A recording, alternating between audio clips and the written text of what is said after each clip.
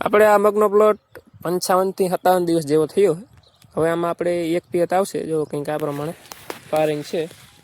સિંગોનું બંધારણ આ પ્રમાણે છે.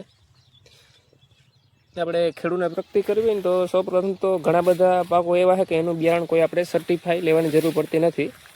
આપણે આ મગનું બિયારણ ઘરારું લીધેલું છે. ગઈ સાલ આપણે એક ખેડૂતને મગનો પ્લોટ સારો હતો એની આગળથી 150ના ભાવનું મણ આપણે બિયારણ લીધેલું છે. જુઓ, ઘણા ખેડૂત મિત્રો કહેતા હોય કે સર્ટિફાઈ બિયારણ હોય તો જ કે મગનો ઉતારો આવે ને તો જ ફ્લાવરિંગ સારું આવે. કમેન્ટ કરજો કે આ મગનો ઉતારો કેવો રહેશે ને કેવું ફ્લાવરિંગ કહેવાય. 80 રૂપિયાના કિલો. બાકી અત્યારે માર્કેટમાં 200ના કિલોય મળે, 250ના કિલોય મળે, 300ના કિલોય મળે.